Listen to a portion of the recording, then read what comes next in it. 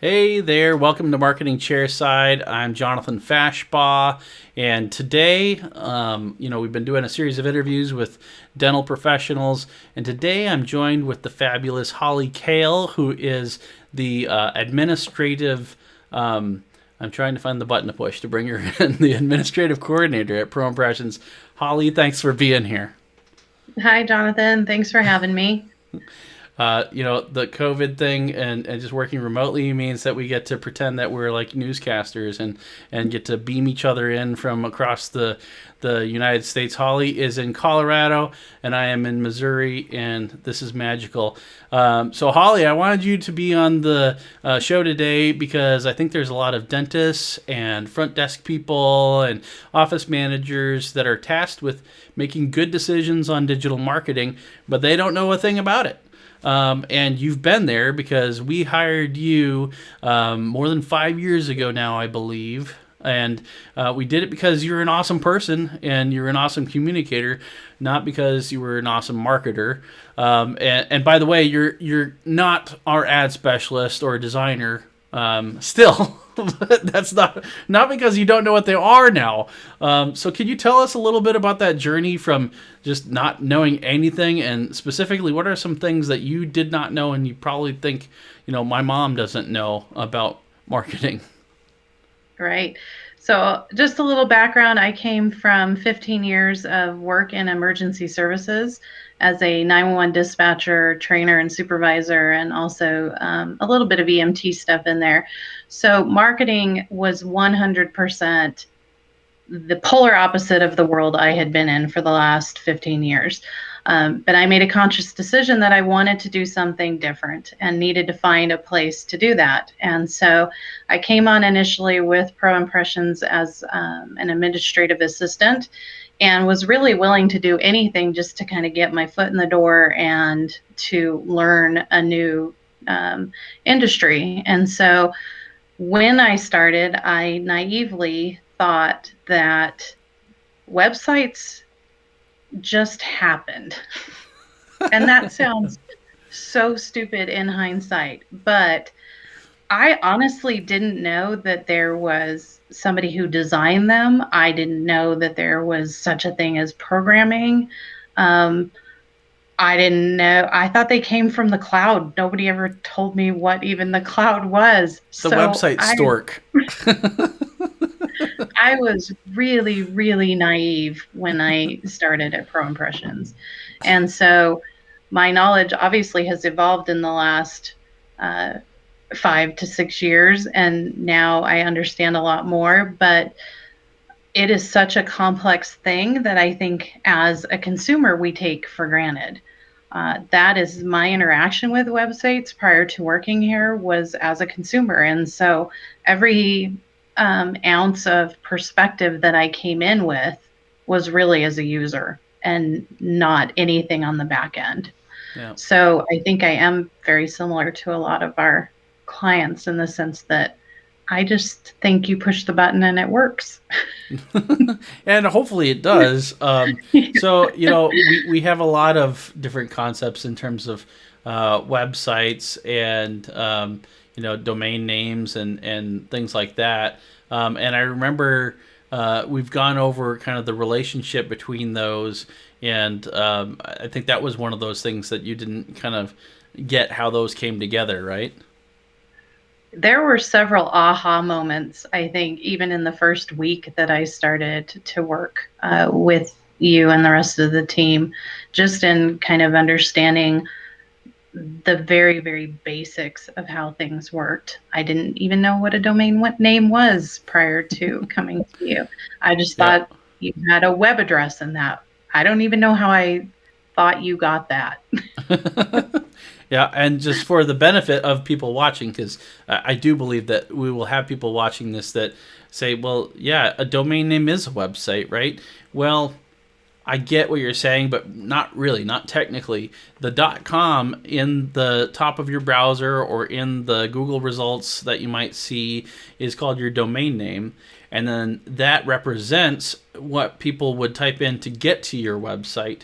But you can change your domain name. You can, have like giantteetharecool.com and say, well, that was silly. Let's go with drschmidt.com instead. And as long as drschmidt.com isn't taken, you can reserve that with what's called a registrar. And those are the companies that kind of house the domain. But they don't necessarily house your website. You have a computer that usually it's your web company controls that computer, and that's called a server, where your website files are served from. And then when people get on the phone, on their browser, that's another word that you probably have heard of but don't really understand what's happening.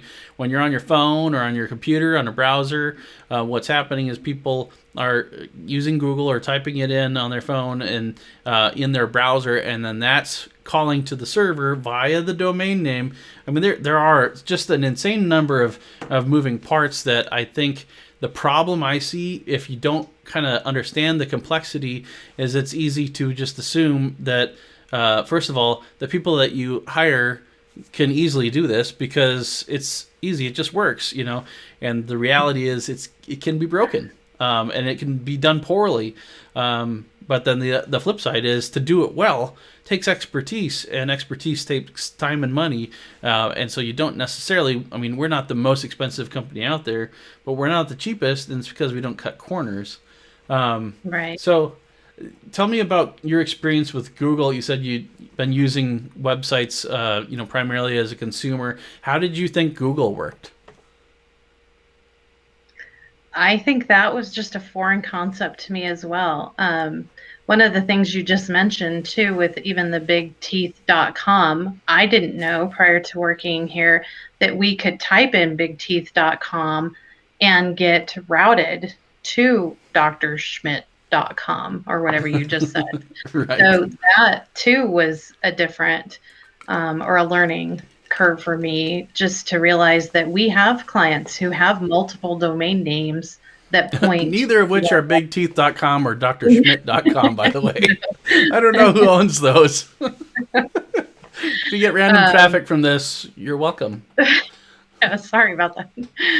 So in Google, I honestly just knew that you typed in what it was you were looking for and hit enter, and it was a crapshoot. What it came up with was what I thought, and I didn't realize, even in my search results, that some of those searches were paid for, or those results were paid for, sorry.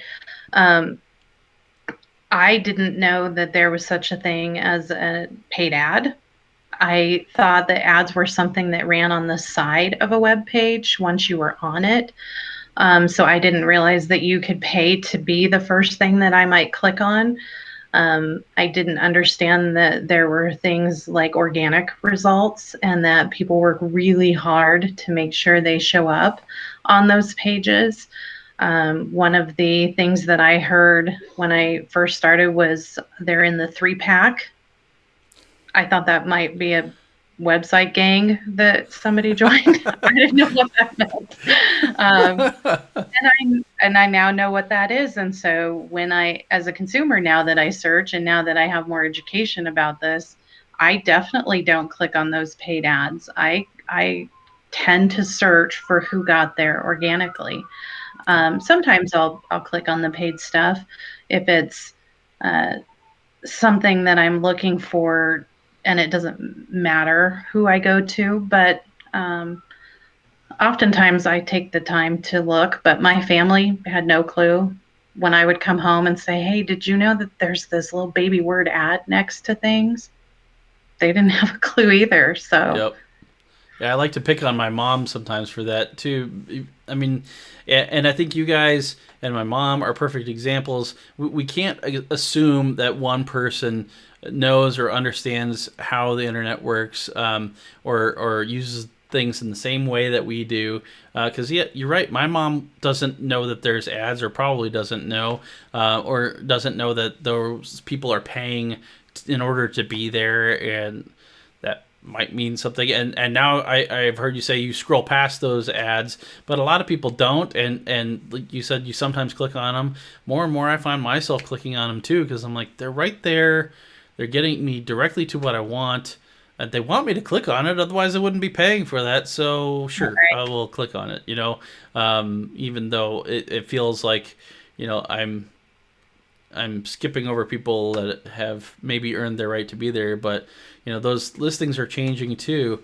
So SEO, what does SEO stand for? Hot seat. So in my 911 world, that equated to a call type, which is typically a crime that's been committed. And so when you used to throw out acronyms, those all meant something completely different to me than they did to you all. So now SEO means search engine optimization. But again, my naive mind, when I initially started, just heard call types. So it was very foreign. Yeah. And again, even search engine optimization was a concept that I didn't realize was so important in creating websites. I Right. didn't realize that these search terms that I think of in my brain, like best dentist for veneers in Colorado, was something that you all have to put time and effort into to show up for. Right. So this was all a very foreign thing to me. Yeah. Well, and the tough thing is, lay people like dentists who are trying to understand concepts like SEO, because you're not in it all the time, there's no easy way for you to stay up to date on the changes with it too. And so, that's really what we put on ourselves at Pro Impressions for our member dentists, is that we're going to be the ones who stay on top of the trends and let you know about the important things that come across the wire. But Google is now, I mean, it used to be like there was a big change and then like a whole year could go by before there was another algorithm update. And now literally the algorithm is changing every day. And it could be construed to mean every hour because of the machine learning that they're doing, where they're figuring out, well, how did people interact with this result and what feedback did we get? And then, okay, let's reiterate that. And, big changes. There was a movie that Google put out called like Millions of Questions and Who Has the Answers, or they should have picked a better title because it's so hard to remember. But anyway, they were talking about how they have this restrictive process for big changes to be manually pushed out, but that their robot changes all the time. So, like, how do you keep up with that as a dentist? The answer is you don't. You have to trust someone to help keep you on top of things. And so those ads are called PPC, and yeah, again, no one outside of our industry knows what PPC means. It sounds like a drug. Yeah, it really does. They kind of are. Hook me up with some of those those users. You pay per click. But and then like the website metrics, like visitors and users and clicks, hits and sessions. When we're tracking traffic and stuff like that, do you remember kind of the process of what it was like to learn how that worked? Well, I remember even just reviewing some of our clients' Google Analytics. I was just blown away at the amount of information that is tracked. I was also fascinated when we started bringing in some of the heat map testing that we did on sites, that you can literally see where I stop on a page as a user and what kind of interaction I'm providing the page based on where I'm scrolling. I didn't know that any of that could be monitored. I didn't know that you could see that. So really, the whole thing is fascinating, but it is so complex. And one of the things that I'm grateful for working for Pro Impressions is that we have experts in those fields. So as an employee and as a team member, that's not my area of expertise. And it doesn't have to be, because we Right. have people who have the knowledge and who have um, the just the whereabouts to even understand the data that we get, that are looking for data and looking to provide better service based on that data. We have people who specialize in that, and I'm very grateful that that is not an area that we skimp on. So Right. I don't Right. have to be an expert at that. I can Yep. be good at what I do, and they're great at what they do. Right. And we do have now tools that help kind of bridge the gap too. With Online Practice Center, what we're doing is helping our offices understand and just get bite-sized information about all that wealth of data that's there. And then, of course, with our packages, we're able to come alongside, you, the dentist, and give you the degree of control and investment that you want to have in that. You have access to all the data to hold us accountable, and that's important to us. But then we come Mhm. alongside you and make sure that you understand, what you're investing in, and where you're winning and where you're losing, and what's happening in with the results of those campaigns. So, if you haven't looked into Online Practice Center, go to our website, proimpressionsgroup.com. If you have any questions, call us at 970-672-1212, and hopefully you and I can connect. Holly, thanks for being here. You're welcome. I It's think we're been a gonna. pleasure to work with the company. It's been a pleasure to work with you, and thank you for all of you watching. Please hit that subscribe button for us. If you liked what you saw, or if you know someone who could benefit from this, please subscribe and share that content with them. We'd love to help them as well. All right, guys, that's it for us today. You take care. Bye.